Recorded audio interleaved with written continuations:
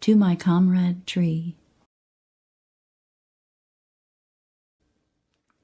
Remote in woods where thrushes chant, or on some lonely mountain slope, or in a copse the cuckoos haunt with fingers pointing to the cope, there stands a tree,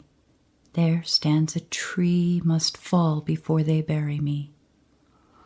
O waiting heart, where'er thou art, at last thy dust with mine shall blend, for though we spend our days apart, we come together at the end, and thou with me and I with thee must lie in perfect unity. Within a cramped confine of space, and owning naught of earth beside, that heart must be my dwelling place, for whom the world was not too wide. A new time dryad, mine must be the shape that shall inhabit thee. Perchance in some lone wandering on thine old roots I may have lain, and heard above the wood birds sing, while God looked down upon us twain. And did I feel no thrill with thee of fellowship and sympathy?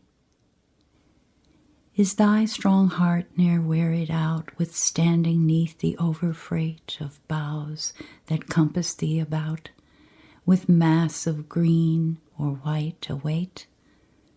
O patient tree, dost never long for rest like me? I know thou spreadest grateful shade when fierce the noontide sun doth beat, and birds their nest in thee have made, and cattle rested at thy feet. Heaven grant I make this life of mine as beautiful and brave as thine.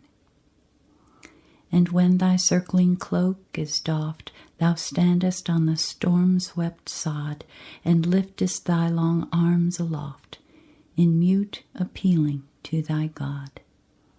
Appeal for me, that I may stand as steadfastly. Let me fulfill my destiny, and calmly wait for thee, O friend, for thou must fall, and I must die, and come together at the end, to quiet slumbering addressed, shut off from storm, shut in for rest.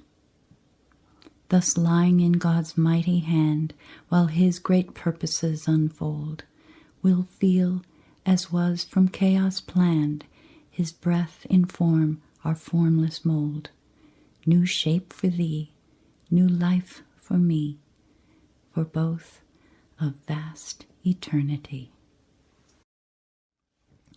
An idle dream, O Mercury, lend me your twisted staff, and lend me your winged shoon, for I would away like a shooting star to the other side of the moon, and find me a little wee world alone, a tiny planet to call my own, where songbirds wanton, unscathed by man, and sing as never an earth bird can, where streamlets murmur, forget, forget, and never a tear has fallen yet. There would I fly in each vexed mood, to rest in the bosom of solitude. On shell-pink blossoms at ease I'd lie, while the young buds crooned me a lullaby. There of rich accord is the voice of all, and even the dew hath a silver fall. There delicate beings of heavenly birth, too fair and fragile to live on earth, flit and flutter in airy play, and laugh wild music the livelong day. There fruit trees cluster and creepers twine, and there would I mingle a nectar wine, and I would distill from the plants above a magical perfume, and call it love. Then gaily return to the world of men, and keep my secret from mortal ken. Up and down through the earth to go, and ever a heavenly breeze should blow and waft my perfume to each man's heart, till all make proof of its soothing art, and loving kindness, and joy, and rest should heal the sorrows of each man's breast. Then, Mercury, lend me your twisted staff, and lend me your cap and shoon, for I would away like a shooting star to the other side of the moon.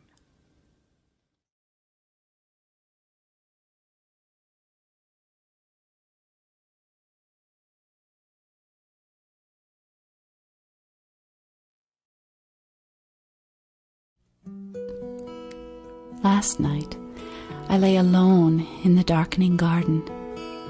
It was very still, except for the shrilling of the crickets and cicadas, and the beat of hoofs and rolling of wheels on the high roads that came up to me, softened by the distance. The head of the house was away. The servants had gone to their cabins. The moths flitted about the evening primroses and the 4 o'clocks. The climbing rose on the fence bloomed in many white clusters with a faint odor of musk. The jasmine nearby made the air heavy with fragrance, and many groups of white spicosum lilies and white phlox glimmered in the growing dusk. It grew late, and I waited for the moon to rise. She came at last, sending her white radiance in advance, blanching the thin clouds above her in the eastern sky. It seemed a fire on the mountains at the first glimpse of her. Slowly she rose, shedding her waning light upon the garden. The night was so beautiful and so calm that I felt awed. And as I lay in the stillness, I thought of all the old house had known, and of my life there, step by step. How I had played under the oaks of the grove, and wandered about the fields with my brother, all the long, careless days of childhood. We invented games for every part of the place, a special one for the back piazza, another for the front veranda, a most exciting one called Beer and Lion for the upstairs passage and communicating bedrooms on rainy days. The rock breaks in the fields were our kingdoms, and a field of corn a mighty unexplored forest in which we lost our way.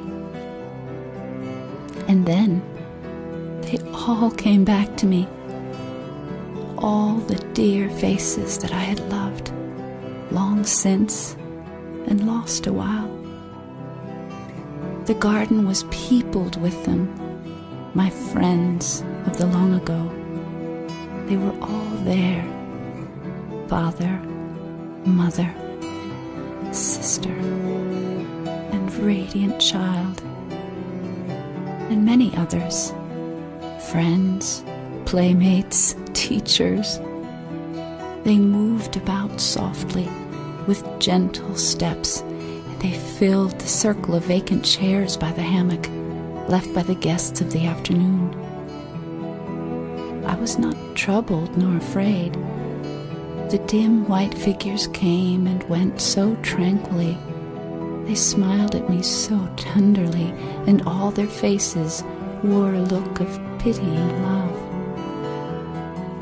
It was an exalted dreaming, but it seemed to me that each one had brought me a blessing, and that I received consolation and uplifting from each.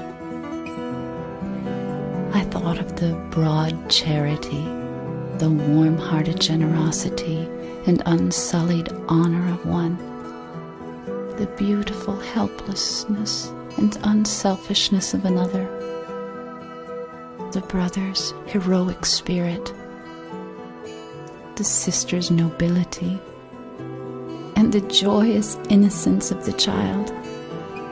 And I besought them to help me to grow every day worthier to be one of them. They nodded gravely and kindly, and then it was as if they joined hands and sang together words of heavenly promise and benediction.